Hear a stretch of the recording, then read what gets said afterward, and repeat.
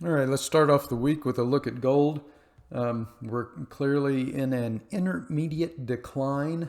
I noted in some of my previous videos that this attack at 2000 was a warning bell going off for me, and there was an exhaustion candle in the GDX right here. That sent off warning bells. I notified everybody that I was exiting my metal trades in my miners right here. Got another little bounce the next day, so you actually had two opportunities to get out of the way, and then now we're on the sidelines. Gold is moving down into an intermediate degree decline. So here was our last daily cycle low. This cycle is left translating, and it has failed. So it topped left of center, and we've moved below this pivot. That's the definition of a failed cycle. And you almost always have at least one failed daily cycle down into an intermediate low. And all this means is that we're making lower highs and lower lows. So during this phase, we were making higher highs and higher lows. Now we've reversed, and we're making lower lows and lower highs. Somebody asked me today if they thought gold maybe was starting the bloodbath phase of its intermediate decline. That I guess I could make a weak case that maybe breaking below 1900 here, this could be the start of a bloodbath phase. If that's the case, we're only on day one, and as I've noted before, they tend to last 5 to 7 days. So if we this was the last clear intermediate cycle low. I was kind of could make a weak case that maybe this was an intermediate cycle low, and that the triangle consolidation here kind of messed up the cycle counts, because cycles don't work very well in triangles. But I'm kind of starting to lean more in favor of just a really long intermediate cycle that started back here in August of last year. So we're, I think this is 38 weeks into the intermediate cycle.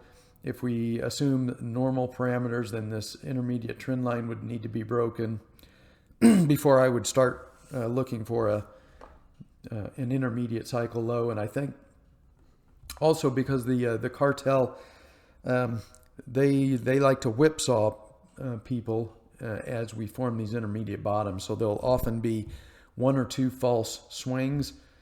So it's usually safer instead of trying to pick the bottom based on daily cycle counts. It's usually safer just to wait for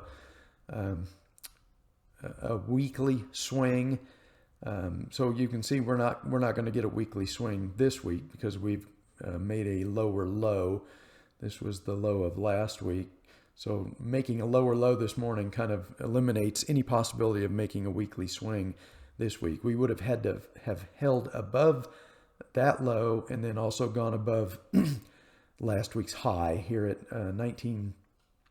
35 in order to form a weekly swing. So we're not going to be able to do that this week. So the earliest we could make a weekly swing would be next week, and that's no guarantee that next week will complete a weekly swing, but we can't do it until then.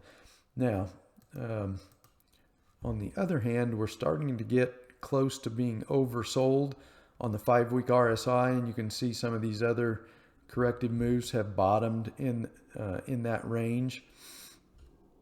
So I think it's not only possible but probable that we're pretty close to that intermediate cycle low, and especially if we consider this as being a really long intermediate cycle that began right here. Well, and that we're on week 38. Well, then we're way overdue for an intermediate cycle low.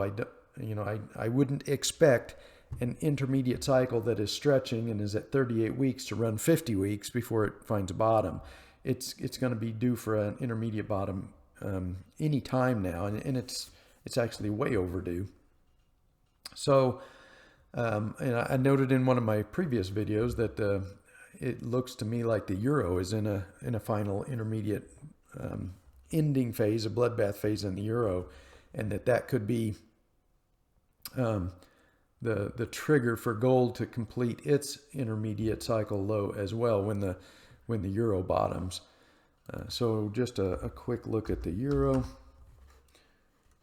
I'll go over to the daily chart here. So I'm assuming if this was the start of the bloodbath phase, then we're on day 6.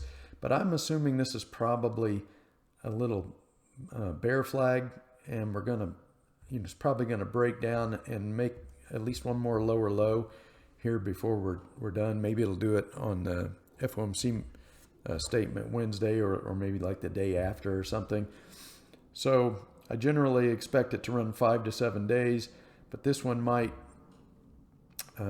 run a day or two longer, just because I think we're going to have probably one more lower low before this could find that final bottom. But once it does, then if I'm correct, and this is a bloodbath phase, and it's going to be an ending phase for this immensely long intermediate cycle has been underway, and then give us an intermediate degree bounce, then it's going to be really tough for the cartel to keep gold suppressed if the dollar is moving down into an intermediate cycle low. So a lot of things I think are lining up for the metals to put in an intermediate bottom here in the not too distant future.